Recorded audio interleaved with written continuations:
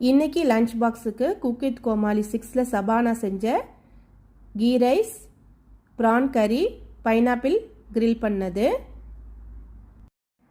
Key rice செய்கிறதுக்கு பேனில் எண்ணெய் சேர்த்து ஒரே ஒரு வெங்காயம் சேர்த்துக்கோங்க.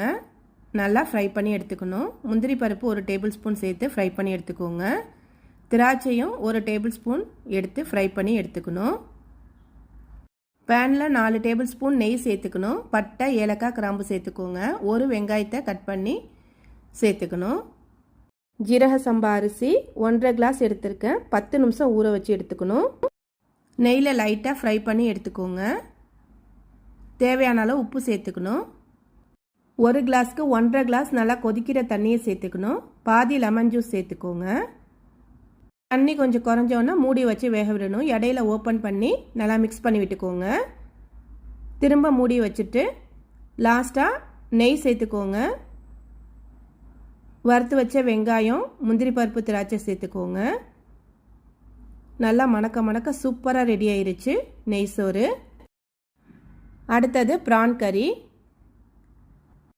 கடாயில் 4 டேபிள் ஸ்பூன் தேங்காய் எண்ணெய் சேர்த்துக்கோங்க.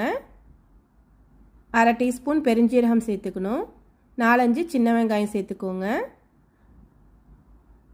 ஒரு பெரிய வெங்காயம் சேர்த்துக்கணும். நல்லா வதக்கி விட்டுறணும். தேவையான அளவு உப்பு சேர்த்துக்கோங்க. வெங்காயம் நல்லா வதங்கினோன்னா 2 பச்சை மிளகாயை பாதியாக கட் பண்ணி சேர்த்துக்கோங்க. கருவேப்பிலை சேர்த்துக்கணும். கொஞ்சமாக முந்திரி பருப்பு சேர்த்துக்கோங்க. 1 டீஸ்பூன் இஞ்சி பூண்டு பேஸ்ட்டு சேர்த்துக்கணும். 1.5 தக்காளி சேர்த்துக்கோங்க. தக்காளிலாம் வதங்கினோன்னே ப்ரானை சேர்த்துக்கணும். 1 டேபிள் ஸ்பூன் மல்லித்தூள், 1 டீஸ்பூன் மிளகாய்த்தூள், 1/4 டீஸ்பூன் கரம் மசாலா, 1/2 டீஸ்பூன் ஜீரகத்தூள் சேர்த்துக்கோங்க. மசாலாவை சேர்த்துட்டு 4-5 டேபிள் ஸ்பூன் புளி சேர்த்துக்கோங்க. தேங்காய் பால் 1/2 கப் சேர்த்துக்கோங்க. ப்ரானை ரொம்ப நேரம் குக் பண்ண விடக்கூடாது. லாஸ்ட்டாக 1 டீஸ்பூன் தேங்காய் எண்ணெய், கொஞ்சமாக கருவேப்பிலை சேர்த்துக்கோங்க. ப்ரான் கறி சூப்பராக ரெடி ஆயிடுச்சு.